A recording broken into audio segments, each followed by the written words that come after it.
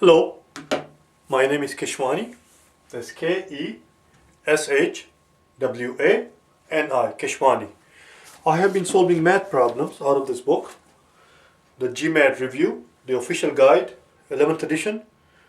If you don't have this book and if you're thinking about taking the GMAT, buy this book immediately. You can find it at mba.com. The problem that I'm about to solve appears on page number 160 in this book. Page number 160, turn to it. Problem solving, number 65. This is the notation I use. This is the tag that you want to type in when you want to search for a given problem.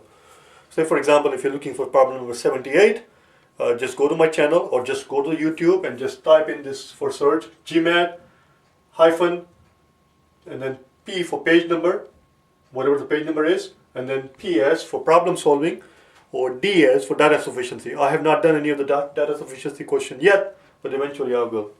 Let's take a look at the problem. Problem number 65. It says,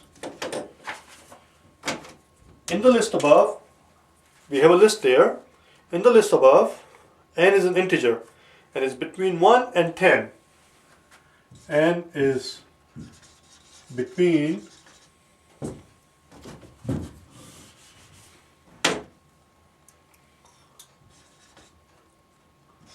1 and 10, and here's the important part, inclusive, which means it includes 1 and includes 10. But we don't know what it is. They don't tell you that. The question simply is, if that were the case, if n is some number between 1 and 10, including 1 and 10, the question simply is, what could be the median of this list that we have there? So let's make a list here. The list that they give you is like this. They give you 2, 4, 6, 8, n, 3, 5, 7, and 9. Why do they give you a list like this? Because it's cute. Forget the bloody thing. Arrange them in order. They give you the even number on this side, odd number on that side, try to make you think that there is some kind of importance in it. There is no importance in it. If you want to find the median, what's the definition of median? Median is a middle number in a list of number. It's the middle number when the numbers have been arranged either in ascending order or descending order. It's up to you. You can either arrange them in decreasing order or increasing order, and once they are arranged, the middle number is called median. So first thing I need to do here is to arrange this number in order. So here we go. So I got a 2, I have a 3, I have a 4, and a 5, and 6, a 7, a 8, and a 9. And the question is, where does n fall? Well, let's take a look at it. If, let me write it here, you have to think logically. You see there are 4 numbers here on this side, and there are 4 numbers on this side. This is the middle here. You have to think systematically. That's what it is. It's logical thinking is what's required here. It is not the math that gives people trouble. Think logically.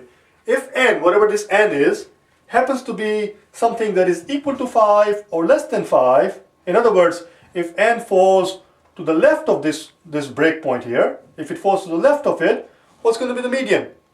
Let's suppose n is 5.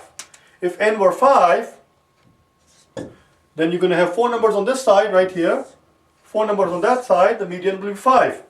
Let's suppose that n is 4. So in which case your series will read 2, 3, 4, 4, 5, 6, 7, 8, 9. You're going to have 2 4s, but that doesn't matter. You're going to have 4 numbers here, 4 numbers there, the median is going to be 5 again.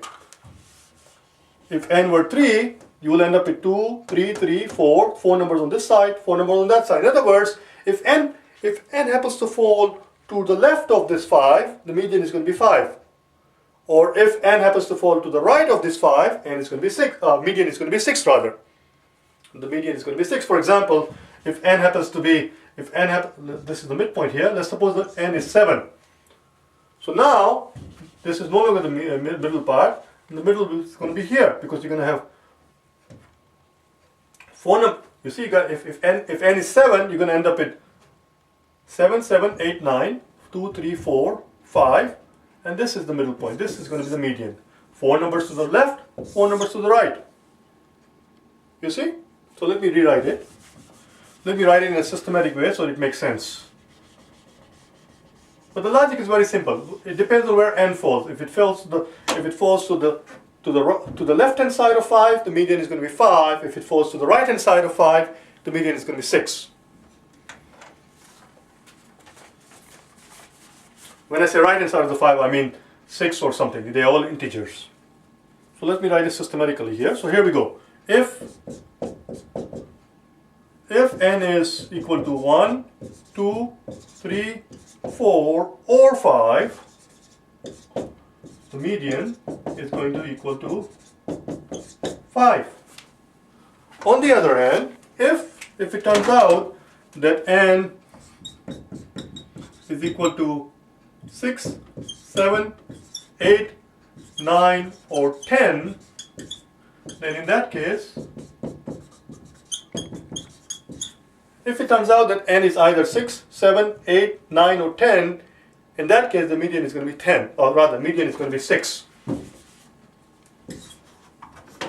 As I gave you the example before, let's suppose that n is, let's do one more time, let's suppose that n is 10. If n were 10, then we have 9 numbers here. 1, 2, 3, 4. 4 numbers on this side. 1, 2, 3, 4. 4 numbers on this side. This is the median. If instead of 10, if n were 9, the median would still be 6. If instead of 9, if median were 8, the median would still be 6. If it were 7, the median would still remain 6. You see, 4 numbers on this side, 4 numbers on that side. What happens if n were 6? If n were 6, we'll end up with 2, 3, 4, 5, 6, 6, 7, 8, 9. In which case, the median is 6. So as I said, as I explained before, it's a simple logical thinking. Depends on where it falls. If it falls to the right hand side, or rather if it falls to the left hand side, the median is going to be 5. If it falls to the left hand side of the break point here, the median is going to be 6. And that's all. So the answer is it's going to be either 5 or a 6. The answer is B.